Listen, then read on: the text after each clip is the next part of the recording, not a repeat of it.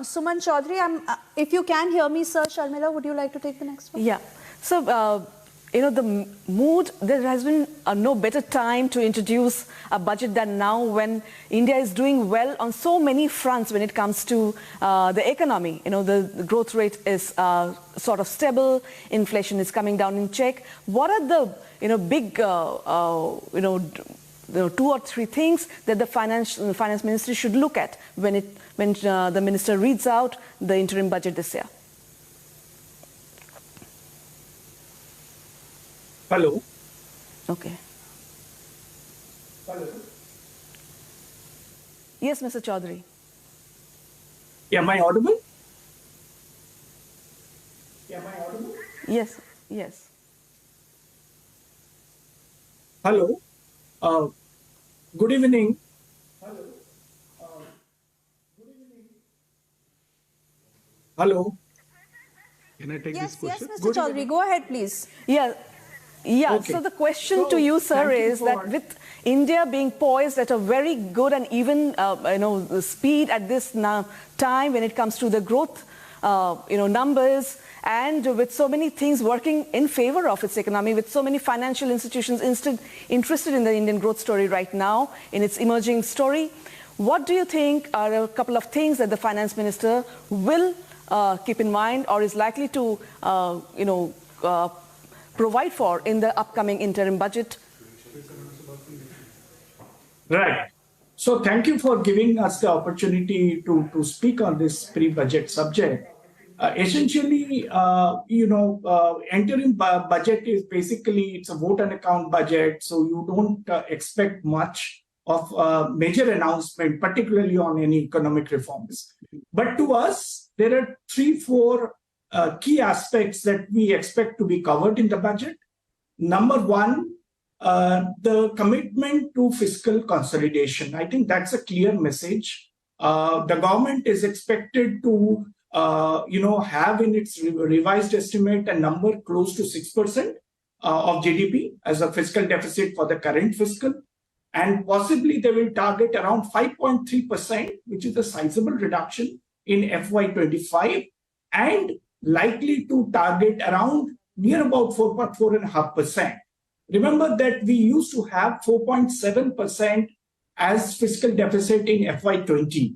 And it was COVID and its aftermath, which actually has stretched the fiscal position.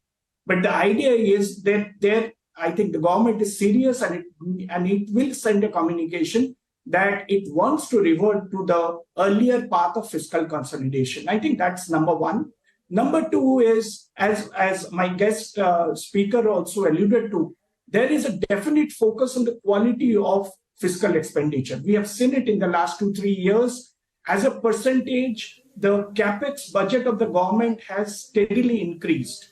They have targeted around 10 lakh crores in the current year. We expect a further increase in the next year. Although I believe that the kind of growth that we have seen in that budget in the last 2 years, it's difficult to sustain that. But clearly the focus on infrastructure creation will definitely be there.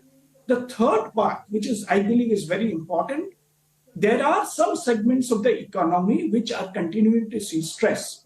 We have seen that rural incomes have not grown that much. There has been the impact of El Nino phenomenon. The crop output has not been up to expectation. So we expect that there will be some additional measures to provide relief to the farmers. So through enhancement of programs like, PM Kisan or Manrega, there may be relief programs for the unemployed youth, or maybe women from weaker sections of the society, or maybe even tribals. So there is definitely going to be some focus on that. The last thing is, I also expect the government to kind of communicate that they're very serious on sustainability projects, on green finance projects. So we would expect that some kind of announcements on easier green financing, maybe something on green bonds as well. Because green bonds, if you see in the domestic market, green bonds are yet to take off. So definitely, these are the 4 things that we would expect in this interim budget. Also, I see on the screen right now, Mr. Amarpal Chadda is a tax expert, ENY. Amarpal Chadda, to understand from you, do you think there'll be something for the middle class in terms of tax rationalization, or will that be a concern?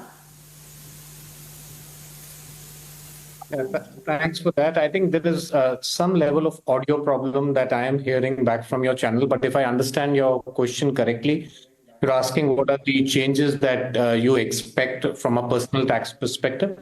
So I'll quickly capture, we all know it's a vote on account. Still, we have large expectations. And I think every taxpayer has some level of expectations from the budget. But what likely could happen is that we could look at some benefits for the salaried class or for others to look at a transition from the current tax regime to the new tax regime. It's become mandatory from last year for employers to first keep people in the new tax regime. We may see some further incentives to move to new tax regime so that people currently, especially the salaried people who, because of HRA and other benefits, want to continue in the old regime, they get incentivized to move to a new tax regime. As hopes go, we also are looking at some level of rationalization on capital gains. So can the period of holding be standardized across different classes of assets? Is it possible to also look at the house property and remove the threshold for losses or increase it from 2 lakhs to 3 lakhs? And similarly, for example, the benefit that the people are looking, yeah.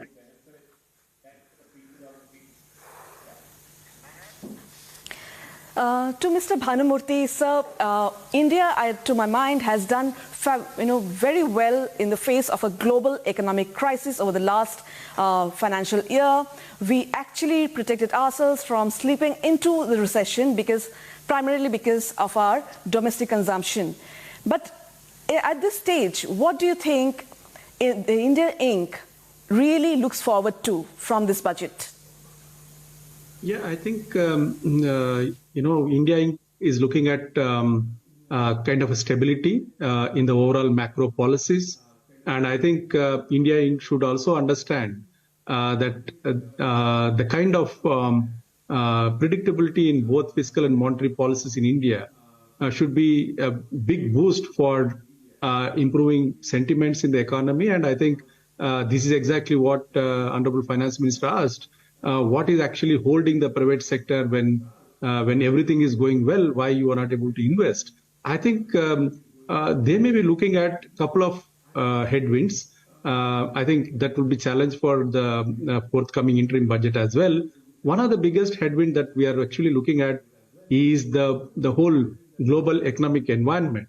And going by the trends that we have right now, it looks completely it has some kind of negative sentiments, particularly if you look at what's happening in the Red Sea, what is happening in the advanced countries' economies, and what's happening to our exports as well as the other commodity prices. So although we have done well when it comes to domestic policy, but I think the industry must be looking at a little more closely about what's happening to the external demand.